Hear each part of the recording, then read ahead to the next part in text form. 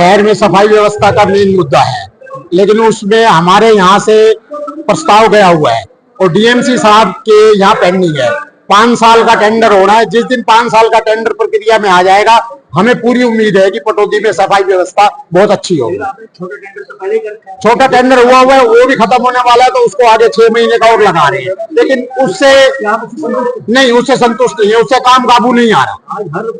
बिल्कुल बिल्कुल बिल्कुल हम इस मामले में डीएमसी साहब से पिछले वीक मिले भी थे। उन्होंने कहा था कि मैं 2 दिन में फाइल निकाल दूंगा, लेकिन अभी फाइल नहीं निकली है। तो हम माननीय विधायिका जी के पास भी इकट्ठे होकर जाएंगे और उनको कहेंगे कि हमारे साथ डीएमसी साहब के पास जाएं और जाकर हमारी सफाई व्यवस्था का जो टेंडर है इसको दुरुस्त कराएं। आपका धन्यवाद। हमारा जो आज मीटिंग हुई उसमें मेन जो हमारा मुद्दा था, एक तो सफाई का था सामूहिक, क्योंकि हमारा जो मेन टेंडर है वो खुला नहीं है और टेम्पररी टेंडर शायद मेरे को लगता है 17 तारीख तक के आसपास वो खत्म हो रहा है। तो हमने कहा भी टेम्पररी ट्रैक्टर वगैरह किराए पे लेके सफाई व्यवस्था सुधारी जाए, क्योंकि 6 महीने में कोई व्यवस्था हमारी सुधरी नहीं है। तो इसलिए हमने मेन तो इस पे दिया ध्यान कि सफाई व्यवस्था हो। दूसरा, हमने प्रॉपर्टी आईडी के बारे में भी सामूहिक बात की है कि भाई जो गलती कोई कर गया एम्प्लॉय और पब्लिक भुगत रही है उसको, तो नगर पालिका नगर परिषद उसका कुछ सर्वे कराए या टीम गठित करे कि वो घर घर जाए, उनकी प्रॉपर्टी आईडी वगैरह को ठीक करे, और कहीं दिक्कत आ रही है तो उस पार्षद को साथ में ले और उनसे उसके बारे में पूछा जाए कि ये मकान जेन्युइन है या गलत है, तो किसी गरीब आदमी को परेशानी ना हो प्रॉपर्टी आईडी के मामले में।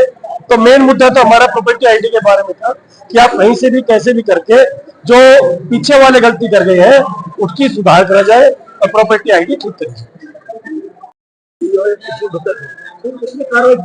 उसी के लिए हमने दोबारा मुद्दा उठाया कि वो कार्रवाई क्यों नहीं करी गई 6 महीने से, लेकिन अभी इन्होंने कोई संतोषजनक जवाब नहीं दिया। इन्होंने यही कहा है कि अब हम इसको जल्दी से जल्दी कोशिश करने की कोशिश करेंगे। ये 5-6 महीने बाद हुई है लगभग 3 महीने के बाद का नियम है और काफी डिले करी गई है। हमारी शिकायत भी थी कि इतनी डिले क्यों करी गई है। नहीं, पब्लिक हेल्थ से भी हमने काफी हेल्प लेने की कोशिश करी है। पब्लिक हेल्थ वालों ने भी इस चीज में नाकाम रहे। एसडीओ साहब का भी ट्रांसफर करवाया गया है इस मुद्दे पे और काफी परेशानियों का सामना करना पड़ा है इस मुद्दे पे, और आगे कोशिश करेंगे कि अगले साल हम ये परेशानी नहीं खड़ी होने नहीं। आज मैंने अपनी आवाज उठाई है, अपने बाजार में अपने वार्ड में पूरे 2 टॉयलेट का प्रावधान रखा है कि सुलभ शौचालय बना जाए, बाजार का सौंदर्यीकरण करा जाए। मैंने अपने लेटर पे लिख के भी दिया है बाकायदा, और बाजार में लेडीज के लिए भी एक सुविधाजनक कोई भी ऐसा पॉइंट बनाया जाए ताकि वो वॉशरूम भी जा सके या अपना फूड वो भी कर सके। जिम्मेवार तो कहीं ना कहीं परिषद ही है, हम तो ये नहीं कह रहे जिम्मेवार नहीं है, जिम्मेवार है। हम आवाज भी उठा रहे हैं लेकिन हमारी सही मायने में सुन ही नहीं रहा कोई। पार्षद एक चौकीदार बना के रख दिया। सच बताएं तो बात ये, हम रात को फोटो भेजते हैं, अधिकारी नहीं सुन रहे। जो भी है, मैं किसी के बारे में नहीं कहूंगा, पर हाँ कहीं ना कहीं हम असंतोष है इस चीज से। इसमें हमारी थोड़ी सफाई व्यवस्था को लेके ज्यादा चर्चा हुई है और हमारा 5 साल का टेंडर हमने जो लगाना है उसका डीएमएस के पास फाइल गई हुई है और वहां से वो फाइल होके रेट वेट होके वो आ जाएगी तो हम टेंडर लगा देंगे जी। उसमें थोड़ी समस्या आ रही है, वहां से पास हो गया है तो हम यहाँ टेंडर लगा रहे हैं।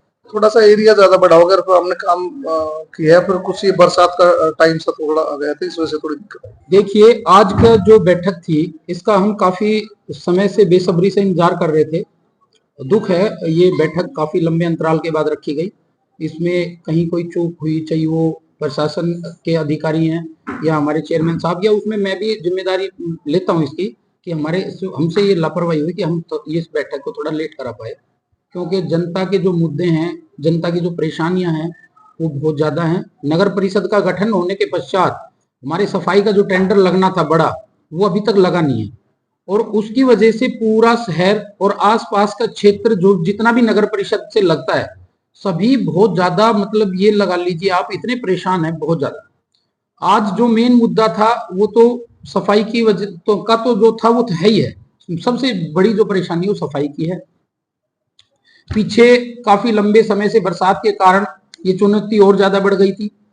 सीवर जितने भी थे ब्लॉक हो रहे हैं जगह जगह, और मैं ये कह रहा हूँ पब्लिक हेल्थ का जो काम है वो बहुत पूर स्टेज में रहा।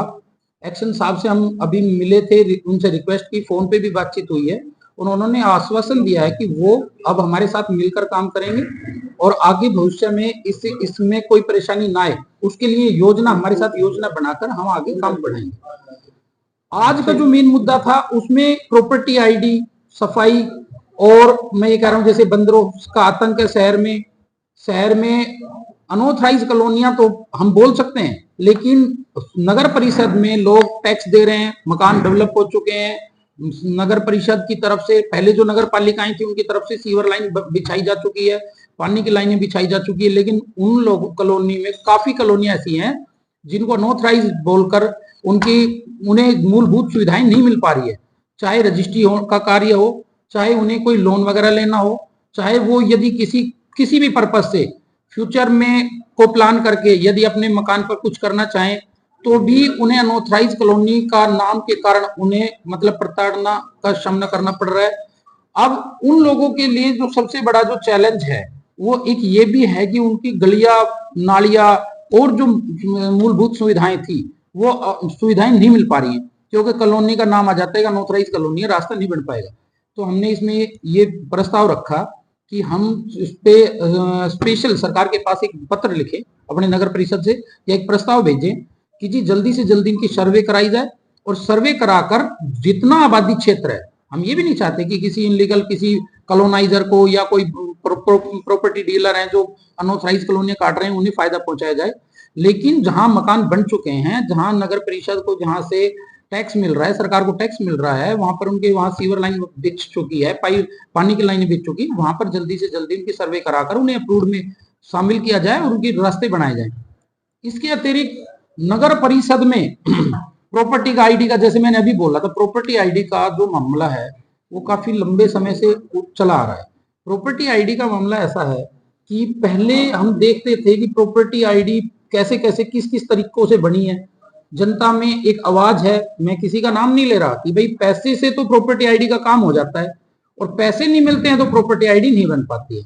हालांकि मैं ये कहता हूं कि अब जो हमारे कार्यकारी अधिकारी आए, ईओ साहब मलिक जी, इनके आने के पश्चात ऐसा कुछ मामला सामने नहीं आ रहा है और ये इनके कार्यकाल में जो काम हो रहा है वो निष्पक्ष और ईमानदारी से हो रहा है और मुझे भविष्य में भी उम्मीद है कि ये हमारे साथ ईमानदारी से साथ कंधे से कंधा मिला के काम करेंगे और जनता की जो ये बहुत बड़ी परेशानी है इसको हम जल्दी जल्दी समाधान करेंगे। आपने प्रॉपर्टी आईडी का मुद्दा बड़ा उठाया और भ्रष्टाचार हो रहा है तो आपने बैठक जी हाँ, और ये तो हमारे तब भी पिछले कई महीने से ही है, फिर ये मुद्दा क्यों उठाया? नहीं सर, ईओ साहब हमारे अभी आए हैं, इनसे पहले सुशील भुक्कल जी थे। नहीं, इनको आए भी कई महीने इनको आए ज्यादा समय नहीं हुआ है, 2-3 महीने का ही टाइम। चलिए, और क्या विशेष बात करें?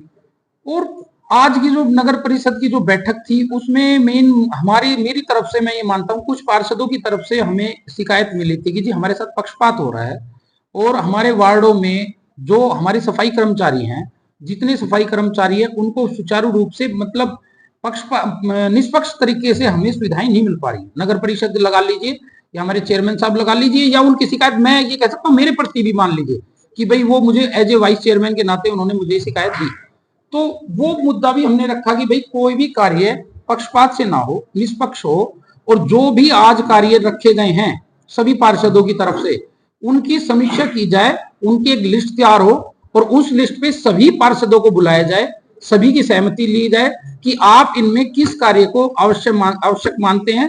100% बात यह है कि उसमें सर्वसम्मति से मतलब कि बहुमत से जो रेजुलेशन जो प्रस्ताव पास हो वही कार्य आगे लिए जाए, उन्हीं को प्रायोरिटी दी जाए, ना कि कोई कलम का या कोई अधिकार क्षेत्र का कोई फायदा ले उठाकर या पावर का इस्तेमाल कर कर अलग से अपनी मनमर्जी चलाई जाए। तो ये मुद्दा भी हमने पक्ष रखा है।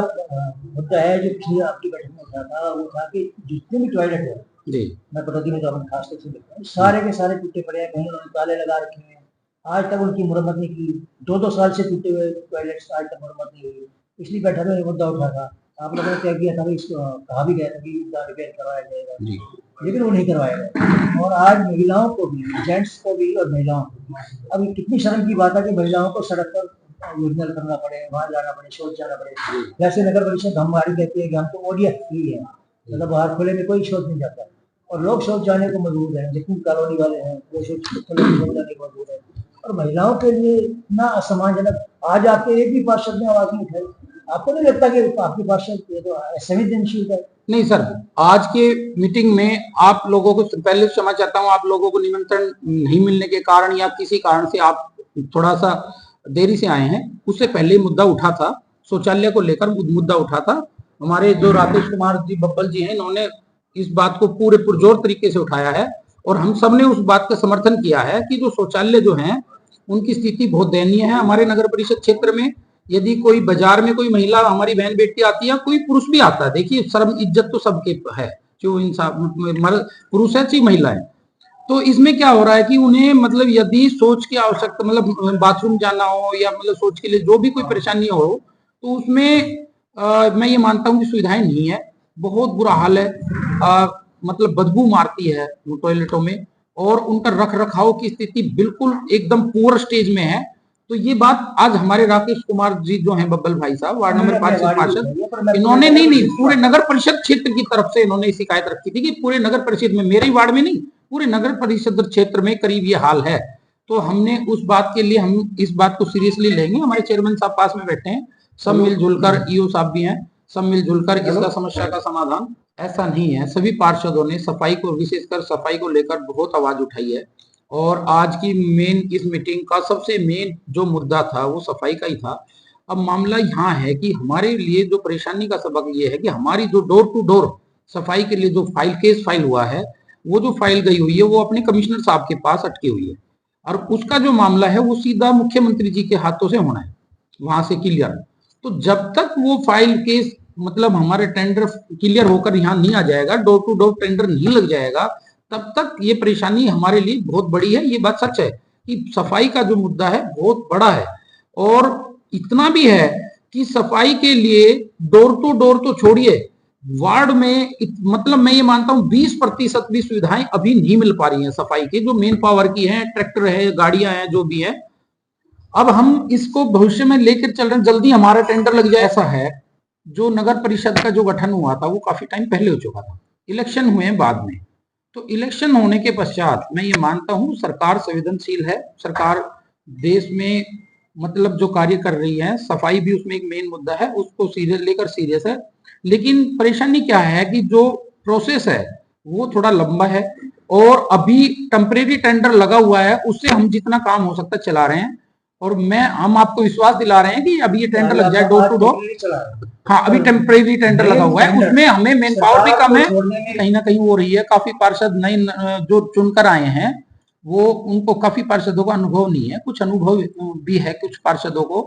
तो मैं ये कह सकता हूँ कि जितना प्रयास हमसे हो पा रहा है सफाई को लेकर, हमने आवाज उठाई है, अपने जो कार्यकारी अधिकारी हैं उनसे हमारी बातचीत हो गई है और अब जो कमिश्नर साहब के पास फाइल है वहां पर हमारी विधायक जी से भी हमने रिक्वेस्ट की थी, तो उनको साथ लेकर हम जाकर जल्दी से जल्दी प्रयास करेंगे। मुख्यमंत्री जी से भी मिलना पड़ेगा तो उनसे भी मिलेंगे ताकि ये कार्य जल्दी और सफाई की जो परेशानी है ये।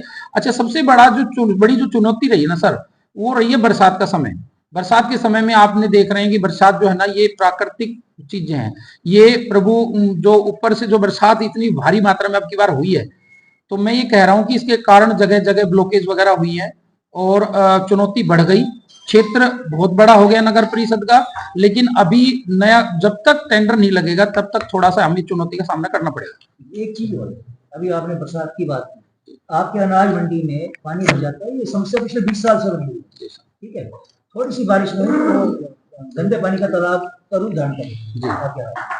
ऐसे ही पटौदी में नाले बने थे, कई सड़क बनी थी, दोनों तरफ नाले बनाए गए थे, पहले वो पीडब्ल्यूडी के थे और कई साल पहले 4-5 साल पहले फैसला लिया गया था कि जो भी नगर पालिका क्षेत्र होगा उसमें वो नगर पालिका ही उसकी सफाई कर रहा है, वो नगर परिषद नगर पालिका में सफाई कर रहा है। अब नगर परिषद ने इसका टेंडर छोड़ा था और पटौदी में वो नाले साफ करने शुरू किए, लेकिन वो थोड़ा सा करके और छोड़ दिया गया अधूरा। तो आपको नहीं लगता कि नगर परिषद साइड से भी अधिकारियों की कमियां रही हैं, बरसात से पहले नहीं कर पाई और अब तो बरसात खत्म होने के आज तक उस सर बिल्कुल है। मतलब मैं ये मानता हूँ बरसात के समय में है ना थोड़ा सा चुनौती ज्यादा बढ़ जाती है, क्योंकि बरसात के समय में सफाई का जो कार्य है वो अब दूर दूर तक का के जो जहाँ जैसे प्लास्टिक है, कूड़ा कचरा है, वो आकर नालों वगैरह में फंस जाता है। और बरसात के समय में सफाई का कार्य मतलब कोई भी कार्य हो, सफाई का नहीं, मैं ये मानता हूँ कोई भी कार्य हो उसे करना थोड़ा सा मुश्किल हो जाता है। अब बरसात रुक गई है और हम इसके लिए प्रयास करेंगे। बड़ी मशीनें चाहिए हमें, बड़ी मशीनें बुलानी पड़े, प्रेशर वाली मशीनें। हम नालों को इनको सबको अच्छी तरह से इनकी सफाई कराएंगे और आगे अगले साल हमें क्या उम्मीद करें, कब तक उम्मीद करें कि लोग साफ सुथरा शहर? सर आप थोड़ा सा इंतजार कीजिए। हम प्रयास कर रहे हैं कि शहर के सौंदर्यीकरण के लिए, इन सब के लिए हम योजना बनाएंगे और पूरे शहर में, चाहे सौंदर्यीकरण के लिए, चाहे रोडों को, रास्ते हों, कॉलोनियां हों, या हमारे कोई जो चौक चौराहे हों, उनको सबको हम चिन्हित कर कर और एक मतलब स्वच्छ नहीं, इतना सुंदर सौंदर्यीकरण के लिए इतना काम करेंगे कि इतना सुंदर शहर लगेगा कि अगले आने वाले 5 साल में है ना, जो मतलब हमारा कार्यकाल पूरा होगा तो हमें पूरा विश्वास है हमारा पटौदी जो आज सुना है कि 80 नंबर पे अब बताते हैं हरियाणा में, वो शायद टॉप 5 में हो।